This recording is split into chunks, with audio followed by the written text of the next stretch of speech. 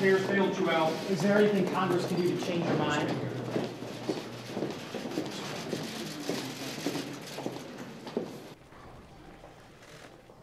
Senator Brown and I just had a meeting with Mary Barra, the CEO of General Motors, to talk about their decision of a couple of weeks ago to put that plant in Lordstown, Ohio into unallocated status. And she can talk more about what that means, but we're very disappointed by that decision. We believe that the workers and the community around Lordstown have proved themselves time and time again. For almost 5.5 decades, those workers have done their part. This is J.D. Power said this is the best GM assembly plant workforce in all of North America. In terms of quality and defects. This is, we know the impact this has in the Valley.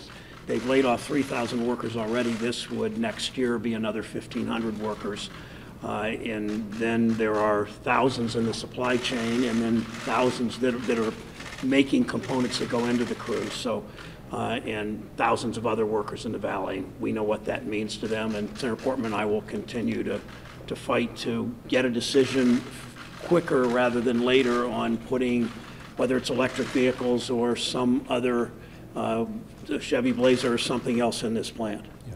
Just as the workforce has stood with General Motors over the years, we expect General Motors now to stand with this workforce and give them a chance.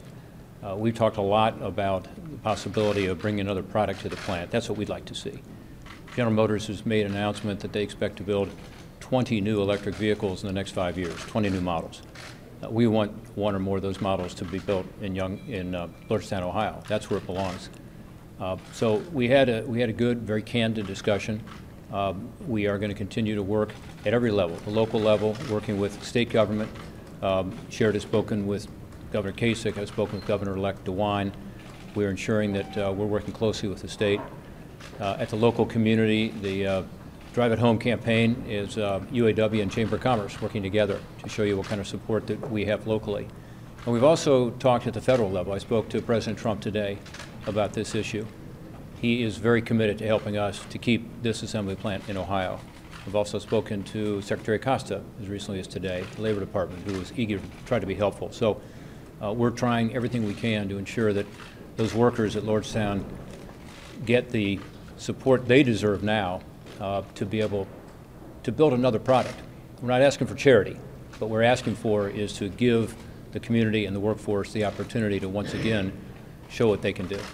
Ms. Barra will tell you, and she's honest about that they are looking for ways to help these workers that have lost jobs to work at other GM plants around the country. That number is finite. Her work on it is ongoing, but people want to stay in the Valley and work in this plant. They've done it for almost 53 years. They're rated the best in the GM system, and Senator Portman and I are just going to continue to ask her to find a way, whether it's bringing some production from Mexico or whether it's building the electric vehicle there, any one of the electric vehicles there. They know how to build cars. This community had a threat like this 10 years ago. They fought back. They did a similar to Drive at Home campaign the way they're doing now.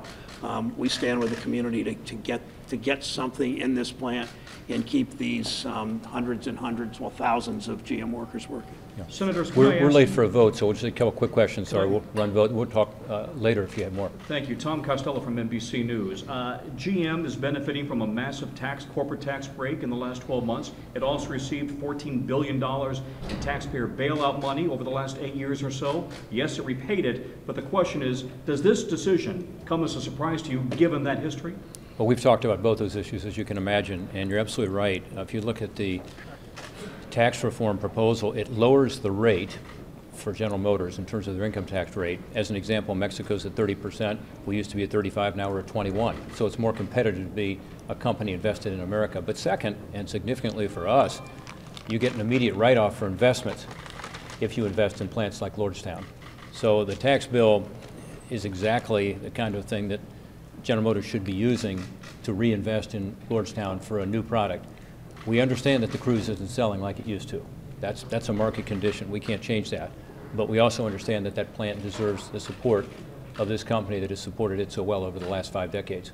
Let me answer that real quick. I was here, it was my second year in the Senate when we began the process on the banking committee of the rescue of GM and Chrysler.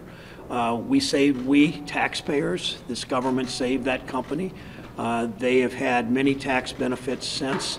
I spoke with the president personally last week on fixing some of these tax issues that I think could make it more likely that they stay here. We need the cooperation of GM and we need the cooperation of the federal government to do this right. Did Mary Barra give Describe the any? kind of pressure. What kind of pressure are you putting on GM now, other than just asking? Did you receive any commitments? This is the commitment that we've received so far. One, as Senator Brown said, there are ongoing negotiations. I think there's a September or fall deadline for the UAW contract. Both of us want to be sure that both the company and UAW expedite that as much as possible to get to a decision so there's less uncertainty. She agreed that that was a potential opportunity. Also, she has said to us that she is willing to keep an open mind, but does not want to raise expectations. I think that's a fair way to put it. She heard us say, Rob and I say over and over, the uncertainty for these 1,500 workers and the 2 shifts before where it's more than uncertainty, where 3,000 workers lost their jobs. The uncertainty of all the supply chain, 5,000 jobs, dozens and dozens of employers in that 3-county area and larger who have to make decisions about what they are going to do with their companies and their equipment. All of that means we have pushed her hard, and she has been cooperative in terms of trying to speed up. We need these decisions made. Are they going to bring an electric vehicle? Are they going to retool their plant and maybe look at one of their SUVs at doing it in this plant? They can do that. They've been, as you say, they've been the beneficiary of a tax bill that has produced some dollars for them to reinvest. Some of it has gone to stock buybacks, but a lot of it can go to reinvesting in this plant and can go to retooling this plant. We're going to run vote, but we'll be around this To afternoon. give you any confidence that they would put anything in the plan? Well, she said that she's going to continue to work with us, and that's, we will continue to do everything we possibly can And to make sure that happens. she will speak to the union today, as Rob and I will speak to the union about accelerating the negotiations in terms of decisions on where they locate plants. The wages and benefit negotiations are not our business. That's the union and the company, but whether they make, where they make where the union and company together decide on locating the plants for these new vehicles or moved vehicles, this matters to this community. Thank you, everyone. 20,000 jobs. Everybody. Okay, thanks. Thank you.